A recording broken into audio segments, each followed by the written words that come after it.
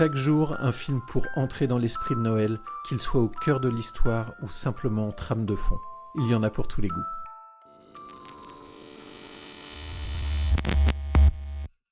Aujourd'hui, nous allons parler du film L'étrange Noël de Monsieur Jack, réalisé par Henry Selick, sorti en 1993.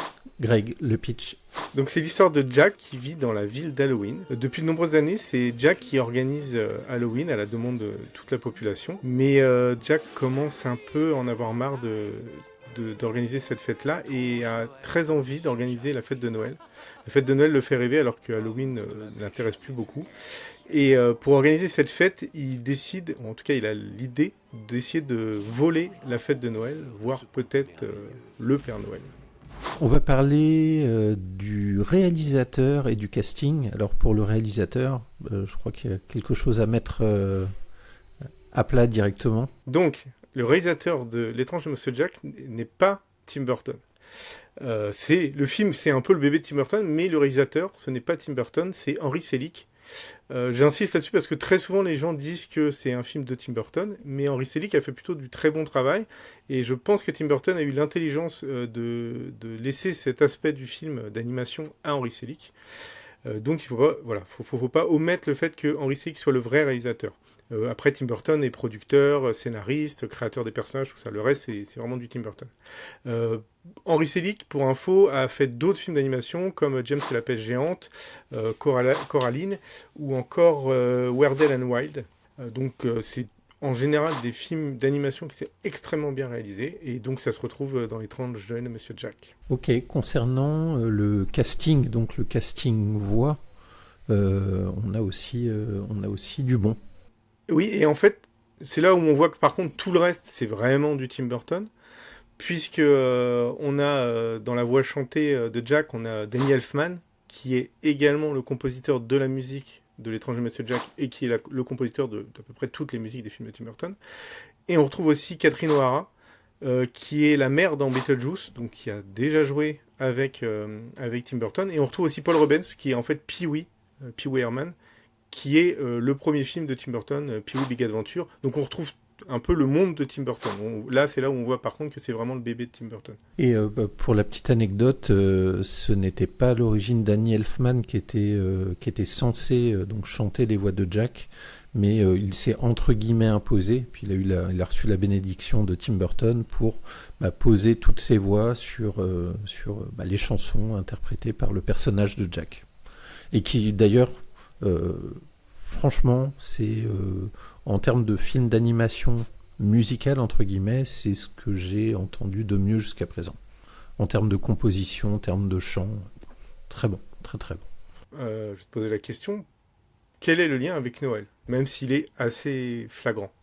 C'est surtout c'est le lien avec Noël, c'est surtout ce qui est amusant, c'est l'espèce de passage entre Halloween et Noël qui, en termes de calendrier, surtout chez les Américains, ça se suit en fait.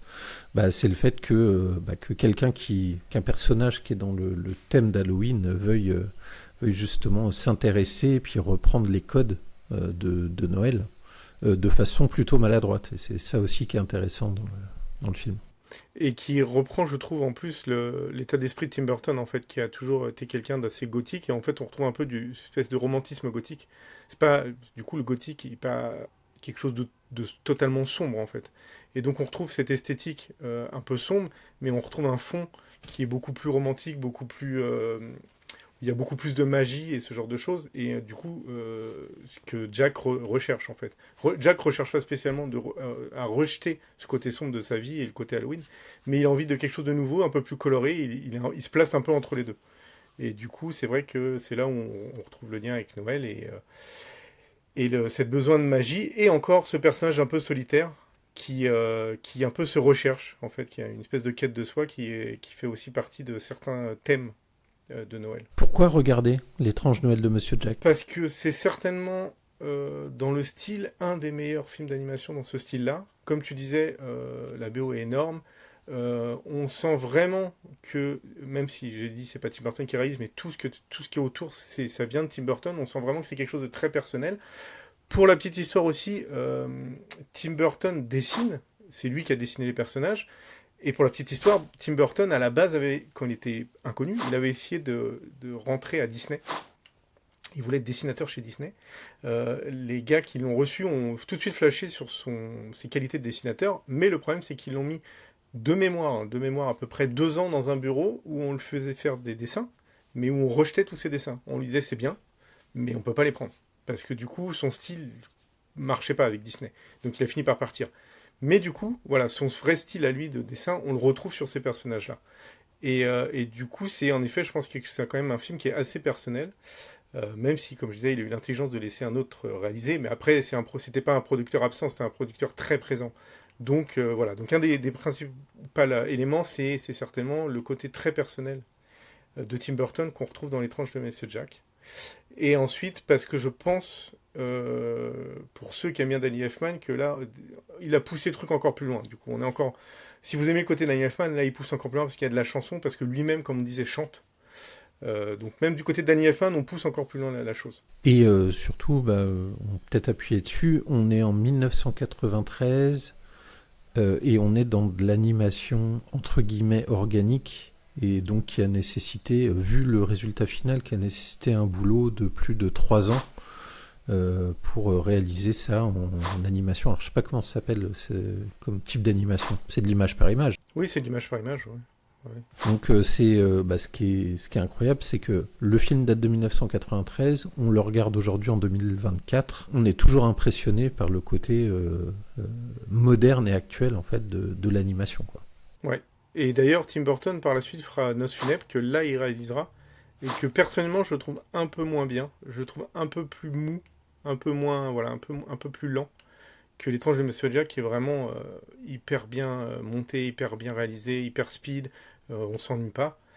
Et ensuite, je voulais dire, dans l'intérêt qu'il y a aussi, c'est ce personnage de Jack, en fait. Parce que même pour les enfants, voire peut-être les pré-ados, ça peut être intéressant, parce que le personnage de Jack, c'est un personnage qui se sent un peu à part de tout le monde, et qui cherche un peu une manière de trouver sa place.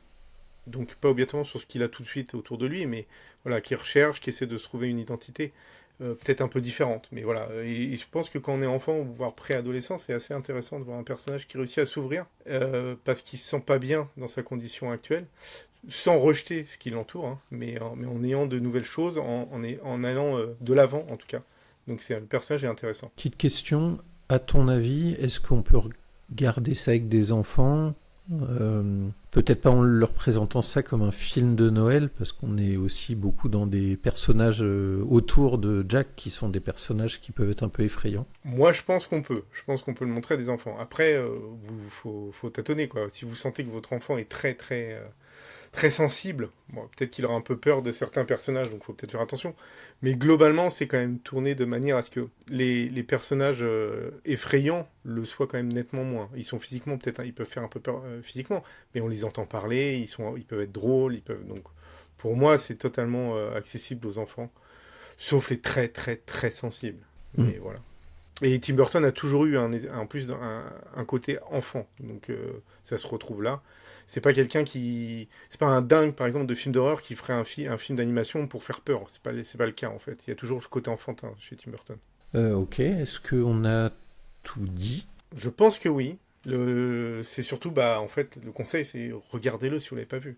Et même si vous aimez pas, pour dire, hein, moi je suis pas un grand fan des films musicaux, donc ça aurait pu me bloquer le fait que je sache que ça chantait un peu et tout. Mais là, le travail de la musique est vraiment top, les chansons sont bien écrites, et ça passe parfaitement avec l'animation.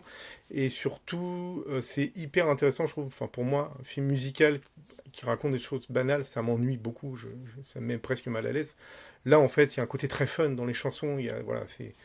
Donc, même si vous n'aimez pas trop le côté musical, allez-y quand même, parce que c'est très sympa. Et si vous n'aimez pas les films d'animation, allez-y aussi, parce que de toute façon, c'est une animation qui est différente des autres.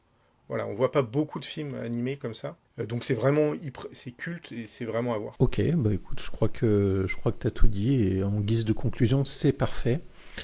N'hésitez pas à nous dire en commentaire ce que vous avez pensé du film L'étrange Noël de Monsieur Jack. Est-il mieux que Les Noces funèbres ou moins bien? Votre avis nous intéresse.